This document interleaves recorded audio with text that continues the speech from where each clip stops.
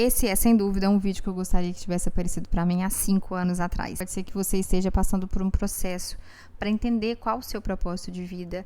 E esse processo tem tornado tudo mais confuso, inútil e, às vezes, como no meu caso, mais prejudicial. Então, eu preciso te contar os 3 conselhos que me fizeram sair desse looping de busca e frustração sobre qual era o meu propósito de vida. Mas ok, eu já sei que você deve ter entendido que a vida precisa ter um propósito e que você não quer desperdiçar a sua vida vivendo dos 2 modos mais comuns. Um lado, a mentalidade equilíbrio vida-trabalho.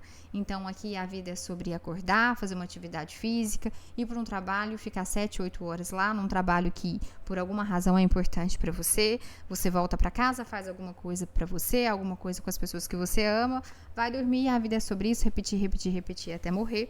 E de um outro lado, uma mentalidade de sucesso. Então aqui eu acredito que a vida é sobre esforço, eu trabalho 14 horas por dia, eu tenho 2 trabalhos, porque sim, eu acredito que eu vou conseguir aposentar mais cedo para poder viver a vida. Então eu abro mão dos melhores anos da minha vida para poder usufruir o final dela. Você está aqui no meio tentando entender se a vida é sobre isso ou se há um propósito que você precisa seguir.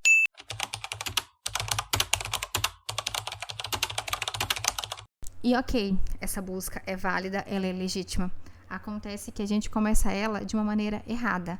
Bom, se há um propósito de vida, certamente existem algumas pessoas sábias que já chegaram até lá e elas poderão me dizer qual é o propósito da minha vida. Eu não sei como tem sido a sua busca, mas na minha jornada eu tinha pilhas de livros para ler. Eu acordava com fone de ouvido, eu ia fazer uma caminhada ouvindo um podcast, eu lavava louça ouvindo um audiobook, eu estava sempre com o telefone na mão, ouvindo, lendo algum livro. E eu acreditava que haveria algum momento eureka e ali eu poderia descobrir qual era o propósito da minha vida. Acontece que isso não funciona, porque um senso de propósito, ele não pode ser dado a mim, ele não pode ser dado a você, ele não pode nos ser dado.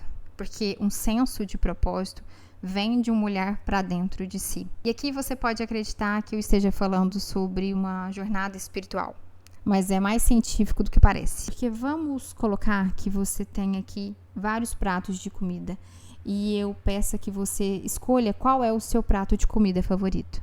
E por alguma razão você está com seus sentidos olfativos desligados. Sua língua está dormente, seu nariz está entupido e você não sente o sabor das coisas, você não tem paladar. Você vê uma pessoa experimentando um hambúrguer e você decide experimentar o hambúrguer e você não sente nada.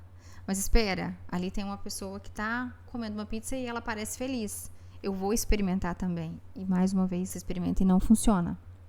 E assim acontece com todos os outros pratos. E você experimenta e não sente nenhum sabor e acredita que o problema está com você. Sim, também acontece com o nosso propósito de vida. Você faz aquele movimento de macaco vê, macaco faz, você aplica aquilo na sua vida e não funciona. Quando a gente decide fazer esse processo, voltando completamente a nossa atenção para fora, é como se a gente desligasse as nossas sensações internas. Parte do nosso cérebro é ativada para processar aquelas informações. Então, sempre que eu estou lendo um livro, que eu estou ouvindo um audiobook, eu estou com a atenção voltada naquilo, o meu cérebro precisa processar aquelas informações.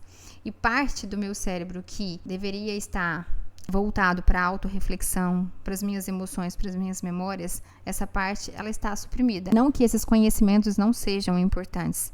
A gente pode tirar insights, conhecimentos e caminhos desses lugares. Mas o erro está em fazer o uso disso 100% no nosso processo de busca por um propósito. Então eu entendi que só esse movimento de olhar para fora não iria resolver a minha questão. Muito pelo contrário, estava me levando a tomar decisões que mais tarde viriam a ser tentativas frustradas. E eu entendi também, e se você quer viver o seu propósito, você precisa entender que não há um propósito externo a você.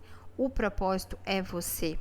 Hoje eu acredito que o nosso propósito é trazer à tona o nosso ser em potencial. O propósito é sobre reconhecer o que é importante para você, reconhecer quem você verdadeiramente é e decidir criar isso do lado de fora, decidir expressar isso do lado de fora. A gente precisa se lembrar que a nossa mente tem a função de criar elos entre as nossas crenças e a nossa realidade. E se o nosso propósito é trazer o nosso ser em potencial, a gente precisa decidir o que a gente quer criar para que a gente possa lapidar, melhorar, transformar as nossas crenças, para a gente ver lá fora, externalizado, materializado, esse potencial. Mas como que eu vou decidir o que eu vou criar se eu não sei quais são as minhas vontades, os meus desejos verdadeiros? Eu não conheço as minhas forças, eu não tenho consciência das minhas limitações. Então aqui vai o primeiro conselho se você realmente quer viver o seu propósito. Passe mais tempo com você. Aprenda a fazer isso de maneira intencional. Mas você pode estar questionando, como assim passar mais tempo comigo? Eu estou o dia todo comigo. Não, a gente passa muito pouco do tempo com a gente mesma. Então, será que eu preciso ir para um retiro espiritual? Você pode ir se você quiser, mas não é necessário. Porque o que acontece lá? As pessoas voltam transformadas. Os estímulos externos são reduzidos drasticamente. Então, as pessoas elas não têm a necessidade de ficar processando quase que nenhuma informação do lado de fora. Então, elas ficam menos estimuladas com o que acontece do lado de fora e mais sensíveis ao que está acontecendo do lado de dentro, as suas emoções, as suas memórias, a autorreflexão. Você não precisa ir para um retiro espiritual se você quiser colocar isso em prática. Você pode decidir fazer isso intencionalmente todos os dias. Mas eu sei que você já deve ter ouvido isso, mas escuta o que eu estou te falando. Você precisa colocar isso em prática todos os dias. Decida intencionalmente a ficar um pouco mais tempo com você. 10 minutos, 15 minutos que seja. Você pode fazer isso decidindo caminhar sem levar um fone de ouvido, prestando atenção. Você pode lavar uma louça prestando atenção nos seus movimentos, dirigir, treinar prestando atenção. Você pode sentar para observar seus pensamentos. E quando a gente faz esses treinos de presença, a nossa atividade cerebral ela diminui. Então a gente fica mais sensível às nossas sensações internas. E aqui a gente fica mais preparado para colocar em prática o conselho número 2. Esteja consciente dos seus padrões mais recorrentes de pensamento, sentimento e comportamento. Se há coisas em nós que precisam ser lapidadas para que a gente possa ver o nosso propósito materializado do lado de fora, a gente precisa estar consciente disso. Quando a gente está mais presente e consciente, a gente consegue responder as perguntas que mais importam.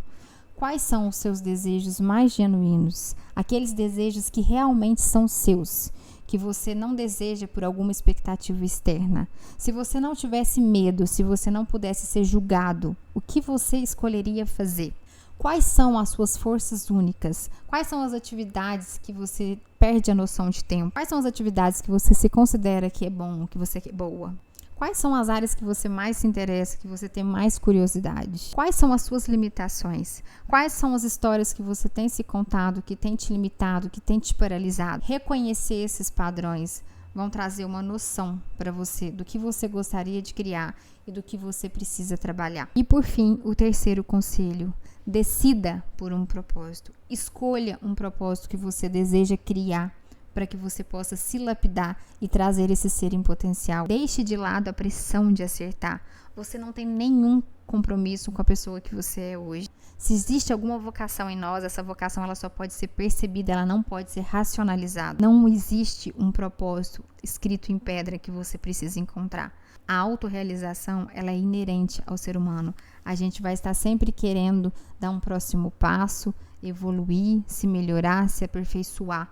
Você precisa decidir por um caminho e seguir esse caminho com o objetivo de se lapidar e trazer à tona o seu ser em potencial. Esse é o nosso propósito.